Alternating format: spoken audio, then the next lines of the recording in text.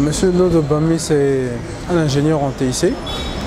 J'ai fait une partie de mes études au Congo-Brazzaville.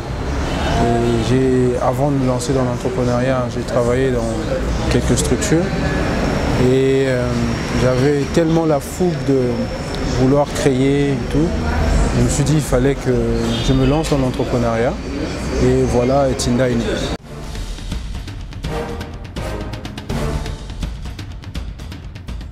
Alors Tinda, c'est technologie, innovation numérique pour le développement de l'Afrique. C'est une start-up congolaise qui est née en 2015, après le concours Silicon Congo organisé par le Bantu Hub en avril 2015. Et c'est là que Tinda est né. Et depuis 4 ans, nous sommes en train de faire notre petit chemin dans la conception et le développement des systèmes d'information pour les institutions publiques, privées, et voilà.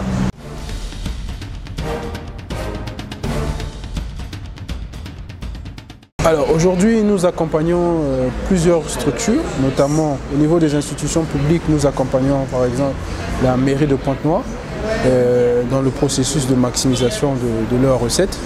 Et il y a aussi la mairie de Doulissi et d'Onkaï qui se sont alignés aussi. Et non seulement ça, comme institution publique, nous avons aussi la chambre de commerce avec qui nous avons signé il y a 1 mois. Et nous accompagnons. Mais hormis le volet accompagnement des institutions publiques, il y a aussi ceux qui sont dans le secteur privé, notamment les établissements de microfinance que nous accompagnons aussi. On a mis en place des systèmes de transfert de fonds et qui marchent très bien. Donc voilà un peu notre quotidien. Nous avons plusieurs plateformes que nous avons développées, notamment Tinda Mobile Payment. C'est ça qui permet aux institutions de microfinance de faire leur transfert de fonds via le téléphone. Et il y a aussi Tinda Solida Santé, qui est une plateforme de e-santé.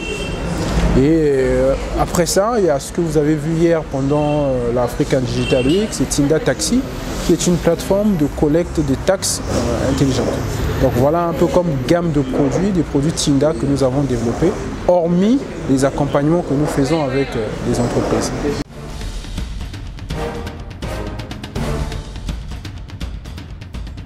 Le travail impacte réellement parce que s'il faudrait prendre un seul exemple, je parlerai de la mairie de Pointe-Noire.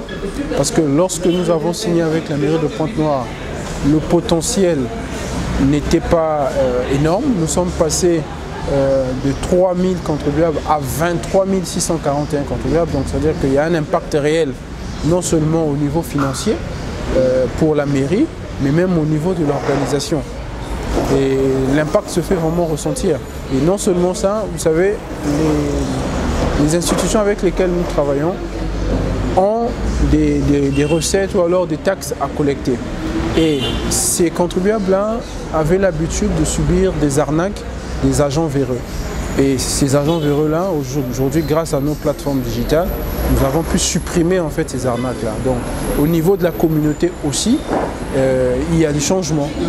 Les Ouest-Africains qui vendent ne subissent plus en fait ce type de problème. Donc, il y a un impact réel, non seulement pour les organisations, mais aussi pour les communautés.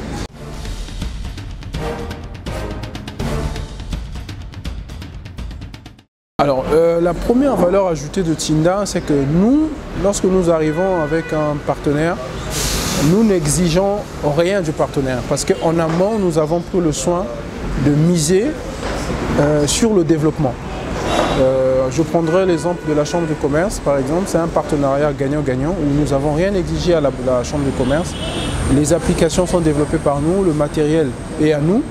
Et c'est juste un partenariat qui permettra à la Chambre du commerce d'augmenter son chiffre et nous par la suite on gagne. Donc voilà, ça c'est déjà un modèle économique qui est différent des autres parce qu'une autre société à la place serait venue avec une facture pour demander aux clients non. Bon, avec la conjoncture actuelle, c'est pas possible. Donc ce que nous faisons, c'est que nous on a pu lever des fonds, on a mis dans le développement de ces solutions existent et ils sont prêts à l'emploi.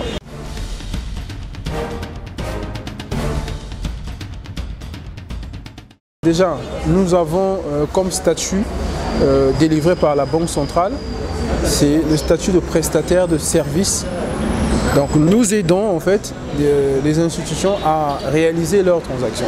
Et sur ce modèle-là, le seul modèle économique qui s'applique, c'est une redistribution d'une valeur X. Par exemple, avec la Chambre de commerce, c'est un pourcentage qui est reversé à la structure pour chaque transaction qui passe sur notre plateforme. Et c'est à peu près le même modèle que nous appliquons. Bon, c'est des chiffres que nous ne pouvons pas peut-être dire à la télé, mais il y a un pourcentage X qui est reversé à Tinda. Et comme d'ailleurs dans toutes les plateformes aujourd'hui, peu importe la solution que vous allez utiliser, que ce soit Visa, que ce soit Western Union, peu importe la solution, lorsque vous faites une transaction, il y a toujours une valeur X que vous devez reverser à la plateforme. Et c'est ce que nous faisons. Donc étant donné que c'est plusieurs plateformes, et chaque plateforme a ses spécificités, et nous collectons, nous prenons un petit pourcentage sur chaque transaction.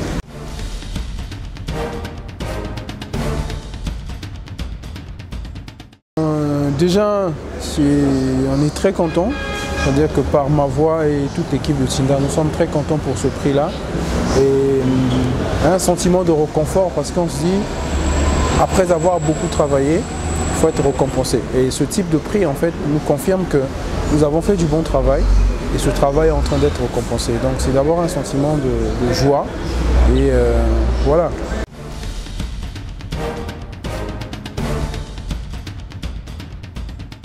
Ah non, par contre ce n'est pas le premier prix de Tinda. Je crois que chaque année ça devient, je peux dire comme un rituel. Parce que depuis 2015 à aujourd'hui, lorsqu'on fait la petite histoire de Tinda, chaque année Tinda gagne quelque chose. Je ne sais pas pourquoi c'est comme ça. En 2015, lorsque nous avons démarré, nous avons gagné le concours My African Startup à Abidjan. Tinda a été classé parmi les 10 meilleures startups d'Afrique en 2015. En 2016, on était finaliste des African Roofing Awards à Paris. En 2017, nous avons gagné le concours Get in the Ring Congo. Nous avons représenté le Congo au Portugal. Et aujourd'hui, en 2019, on gagne ce prix-là. Donc je crois que chaque année, il y a comme une récompense pour nous.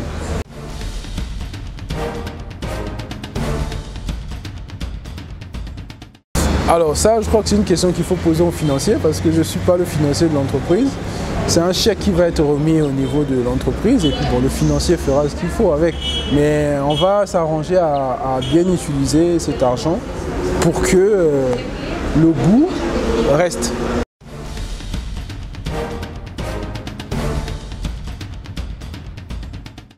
Alors moi je pense qu'aujourd'hui, on a eu beaucoup de retard, surtout dans notre pays, le Congo et la sous-région.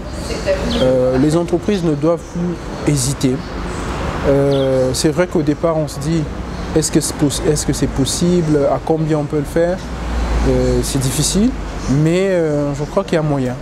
Ceux qui ont signé avec nous aujourd'hui ne le regrettent presque pas, parce que le digital est en train de changer le monde partout. Donc sans digital, vous ne pouvez rien faire. Donc je parie que l'entreprise on est en 2019, si jusqu'en 2020, 2021, vous ne marquez pas le pas, c'est sûr que vous allez mourir, ça c'est sûr.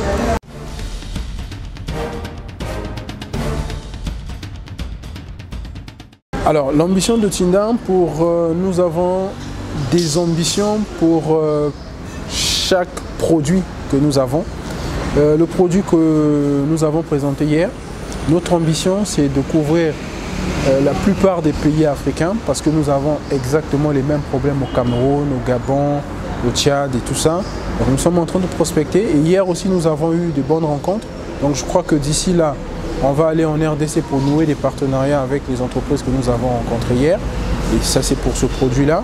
Et pour le reste des produits, c'est exactement la même chose. C'est essayer d'emmener ces produits hors du Congo. On a testé au Congo, ça a marché.